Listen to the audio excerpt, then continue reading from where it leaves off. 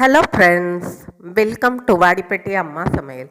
இன்றைக்கி நம்ம கிச்சனில் பார்க்க போகிற ஸ்பெஷல் ரெசிபி மட்டன் சுவையில் சுரக்காய் கோலா உருண்டை தாங்க பார்க்க போகிறீங்க.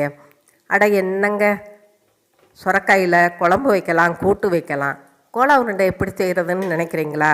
வீடியோவை ஸ்கிப் பண்ணாமல் பாருங்கள்.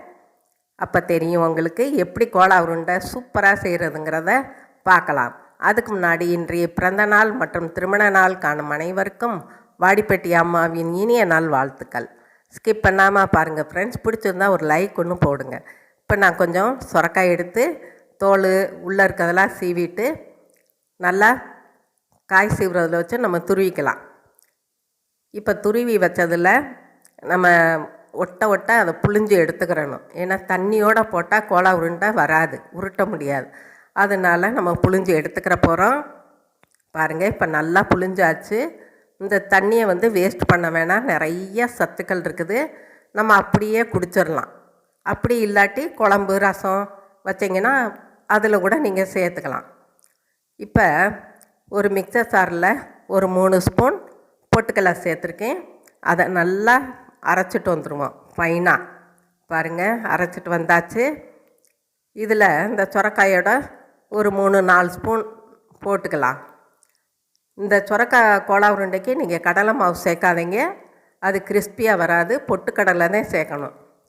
இப்போ ஒரு பெரிய வெங்காயத்தை கட் பண்ணியிருக்கேன், அதையும் நான் சேர்த்துக்கிற போகிறேன். இப்போ 2 பச்சை மிளகாய் நீங்கள் உங்கள் காரத்துக்கு ஏற்ற மாதிரி சேர்த்துக்கலாம். கருவேப்பிலை அதுவும் பொடியாக கட் பண்ணி சேர்த்துக்கலாம்.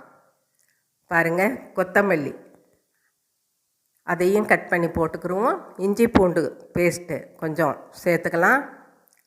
1 ஸ்பூன் மிளகாய்த்தூள், ஒரு அரை ஸ்பூனுக்கு மஞ்சத்தூள், கொஞ்சம் பெருங்காயத்தூளும் சேர்த்துக்கலாம். நல்லா வாசமாக கமகமன் இருக்கும். பாருங்கள், இப்போ சோம்பு கொஞ்சம் நம்ம சேர்த்துக்கலாம். கோலா உருண்டை சாப்பிடும்போது நல்லாயிருக்கும் சோம்பு சேர்த்திங்கன்னா. இப்போ தூள் உப்பு தேவைக்கானதை சேர்த்துக்கிடுவோம். சேர்த்துட்டு நல்லா பிணைஞ்சிக்கலாம். பாருங்கள், உங்களுக்கு பைண்டிங் கொஞ்சம் வர்றது கஷ்டமாக இருந்துச்சுன்னா அப்படி உருட்டுறதுக்கு நீங்கள் கொஞ்சம் பொட்டுக்களையும் சேர்த்துக்கலாம். தண்ணி விடாதீங்க, தண்ணி விடாமையே நீங்கள் பிசைஞ்சீங்க நல்லா கெட்டியாக வரும். பாருங்கள், இப்படி உருட்டுறதுக்கு தோதாக இருக்கும். தண்ணி கூடிருச்சுனாலும் நீங்கள் கொஞ்சம் பொட்டுக்கலை சேர்த்துக்கலாம், அதனால ஒன்றும் இல்லை. பாருங்கள், இப்படி அழகாக இப்படி உருட்டி நமக்கு தேவையான சைஸுக்கு நம்ம மொத்தமாக எடுத்து வச்சிடலாம். எடுத்து வச்சுட்டு ஒரு கடாயில் எண்ணெய் ஊற்றி காய வைக்கலாம். எண்ணெய் இதுக்கு ரொம்ப செல்லாதுங்க, எண்ணெய் இழுக்கவே இழுக்காது. பாருங்கள், இப்போ ஒன்றா உள்ளே இறக்கி விட்டுருவோம். நல்லா வேகட்டும். ஃபஸ்ட்டு அடுப்பை நல்லா ஹையில் வச்சிடணும். எண்ணெய் நல்லா காஞ்ச பின்னாடி கொஞ்சம் மிதமான சூட்டுக்கு வச்சுக்கோங்க. பாருங்கள், அழகாக திருப்பி போடுற வருது. நல்லா வெந்து பிடிக்காமல் பிள்ளைகளுக்கெல்லாம் நீங்கள் ஒரு ஈவினிங் ஸ்நாக்ஸாக கூட நீங்கள் செஞ்சு தரலாம். ஏன்னா சுரக்காயில் நீங்கள் சுரக்காய் கூட்டு சாம்பார் வச்சா தூக்கியில் போட்டுருவாங்க. இந்த மாதிரி நீங்கள் கோலா உருண்டை செஞ்சு கொடுத்தீங்கன்னா ஒரு டீ காஃபியோடையும் சாப்பிடுவாங்க, சும்மா சாப்பிட்டுக்குருவாங்க. இல்லை சாம்பார் சாதம், ரசம் சாதம், தயிர் சாதத்துக்கும் சூப்பராக இருக்குங்க.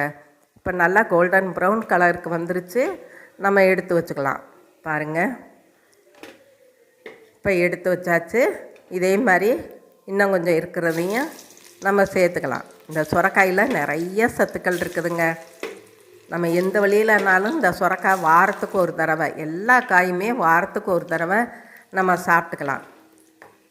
அப்படி இல்லையா, ஒரு நாளைக்கு அவியல் மாதிரி செஞ்சு ஒரு 4-5 காயை அதோட போட்டு நம்ம செஞ்சு சாப்பிட்டோம்னா குழந்தைகளுக்கு இப்போ சின்ன பிள்ளையிலேருந்தே பழக்கி கொடுத்துடணும்.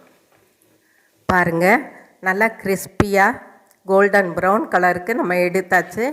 அவ்வளோதாங்க, நம்மளோட சுரக்காய் கோலா உருண்டை மட்டன் சுவையில் சும்மா ஜம்முன்னு ரெடி ஆயிடுச்சு.